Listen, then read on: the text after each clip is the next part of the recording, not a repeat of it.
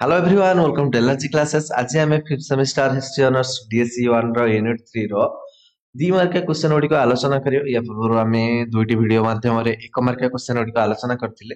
आज रो वीडियो रे आम यूनिट 3 रो 2 मार्किया क्वेश्चन गुड़िक आलोचना करियो। अनंत बर्मन पंचम वज्रहस्त किए? प्रथम क्वेश्चन होची अनंत बर्मन पंचम वज्रहस्त किए? ख्रीष्टाब्द 1038 रे अनंत बर्मन पंचम वज्रहस्त सिंहासन आरोहण सहित गंगवंश इतिहास रे एक नूतन जुगर सूत्रपात होइथिला। से प्रथम स्वाधीन गंग नरपति भावरे महाराज महाराजाधिराज परम भट्टारिक त्रिकलिंगाधिपति उपाधि भूषित होइथिले। देखो जो अनंत बर्मन पंचम वज्रहस्त कौन कौन उपाधि मिलिथिला? महाराज तो नॉर्मल, महाराजाधिराज परम भट्टारिक त्रिकलिंगाधिपति। से कालचुरी राजवंशर राजकुमारी विनय महादेवी को विवाह करते। स्त्री ना विनय महादेवी। से 1070 ख्रीष्टाब्द पर्यंत शासन करते। 1038 रे सिंहासन आरोहण करके 1070 रे कौन करते पर्यंत करते। 1038 रु 1070 मन रही। नेक्स्ट को देवेंद्र बर्मन राजराज देव कहार पुओ और से केबे गंगवंश सिंहासन आरोहण करथिले? पंचम वज्रहस्त पुओ होउची देवेंद्र बर्मन राजराज देव। से 1070 रे गंग सिंहासन आरोहण करथिले। चोडंग देव बोली काहाकू काहेकि कहा जाए, तार नाडा काहेकि हेची? चोडगंग देव जे कि गंग सम्राट प्रथम राजराज और चोड़ सम्राट कुलतुंग चोड़क राजसुंदरी पुत्र, तेणु तांको चोडगंग देव बोली अभिहित करा जायछि। जेहेतु चोड़ सम्राट है गंग सम्राट कौन है प्रथम राजराज आ चोड़। देख गंग सम्राट माने कौन, ये आसला गंग तापरे ताको मां को ना हला चोड़ सम्राट का चोड़ सम्राट हला कुलतुंग चोड़क कन्या राजसुंदरी पुओ। ताको मां को वंशर ना हला चोड़, बापा को वंशर ना हला गंग, सेइथिबे ताको ना हेगला चोड़ गंग। हला धीरे जा वंश को मिसे दियो ना हेगला चोड़ गंग देव। जंते आजिका समय रे बहुत जन करूचंदी कोन स्वामी स्त्री रो ना अनुसार बापा मां को ना याडू टिके सियाडू टिके मिसे कि पुओ ना करा होची, पुओ झियो रो ना सेई भला सेई समय रे मध्य सेई भला करथिले तांको वंशर ना अनुसार। 4 नंबर क्वेश्चन जीवा। चोडगंग देव केबे उत्कल जय करथिले? 1110 रे। केबे करथिले? 1110 रे। तापरे सेते बेले उत्कल रो राजा किए थिले? सेते बेले जो उत्कल राजा थिले कर्णदेव कर्णकेशरी। ओके, कर्णदेव कर्णकेशर, ठीक अच्छे। तो उत्कल अधिकार करथिया कथा आमे कोठी जानिया पाउचे? संध्याकर नंदी नामक रामचरित रो जानिया को पाइथो। तापरे क्वेश्चन हला भास्वती पुस्तक किए रचना करथिले? एथिरे केउ विषय रे वर्णना करा जायछि? सदानंद। सदानंद किए रचना करथिले ना? सदानंद रचना करथिले। एथिरे स्वर्गीय पिंड गुड़िकर स्थिति एवं चलन संपर्क रे रखा जायछि, लेखा जायछि, वर्णना करा जायछि। जगन्नाथ मंदिर किए आरंभ करथिले? ताको किए समाप्त करथिले?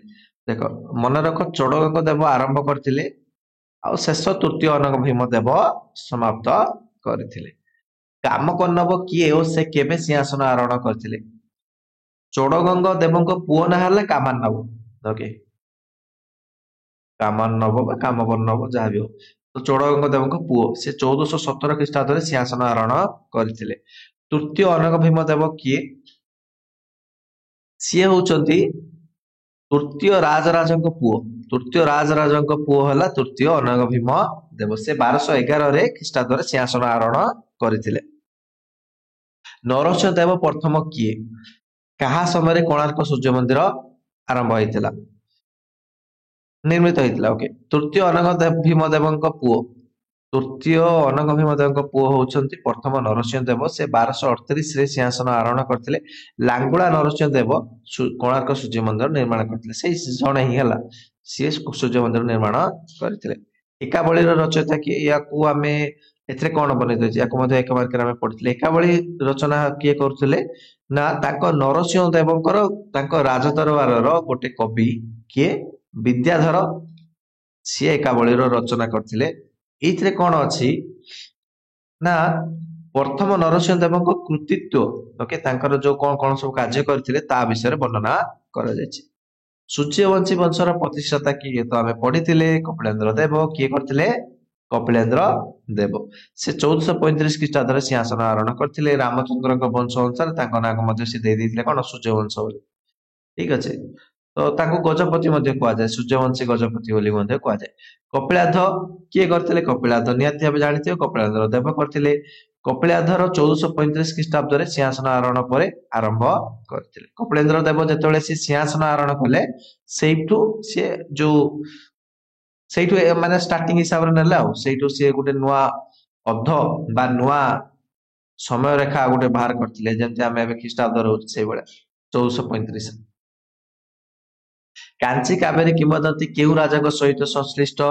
ପୁରୁଷୋତ୍ତମ ଦେବଙ୍କ ସହିତ ସଂଶ୍ଳିଷ୍ଟ ହେଲା। ସୂର୍ଯ୍ୟବଂଶୀ ଗଜପତି ପୁରୁଷୋତ୍ତମ ଦେବଙ୍କ ସଂଶ୍ଳିଷ୍ଟ ସେ କାଞ୍ଚି ଅଭିଯାନ ବିଷୟରେ ଏଇ କାଞ୍ଚି କାବେରୀ କିମ୍ବଦନ୍ତୀ ରହିଛି। କୃଷ୍ଣଦେବରାୟ କିଏ?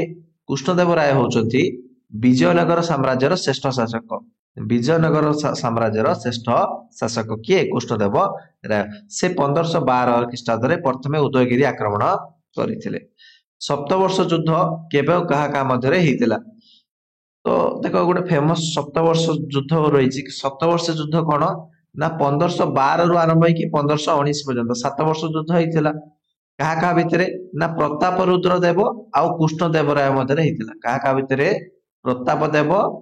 ପ୍ରତାପ ରୁଦ୍ର ଦେବ ଆଉ ଗୋଟେ ହେଲେ କୃଷ୍ଣଦେବ ରାୟଙ୍କ ଭିତରେ। ଶେଷରେ କୃଷ୍ଣଦେବରାୟ ବିଜୟ ହୋଇ ଦାକ୍ଷିଣାତ୍ୟରେ ଗଜପତି ସାମ୍ରାଜ୍ୟକୁ ଖଣ୍ଡ ବିଖଣ୍ଡିତ ଓ ସଂକୁଚିତ କରିଥିଲେ।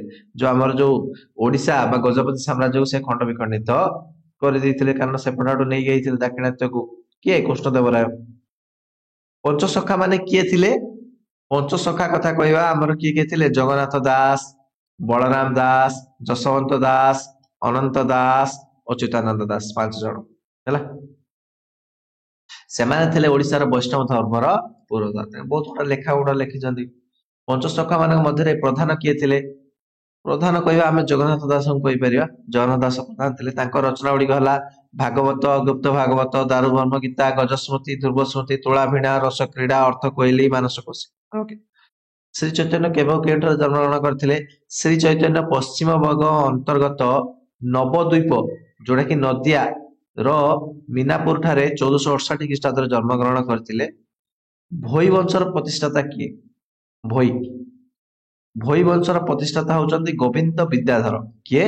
ଗୋବିନ୍ଦ ବିଦ୍ୟାଧର। ସେ 1542 ଖ୍ରୀଷ୍ଟାବ୍ଦରେ ସିଂହାସନ ଆରୋହଣ କରିଥିଲେ। କେବେ ସିଂହାସନ ଆରୋହଣ କରିଥିଲେ?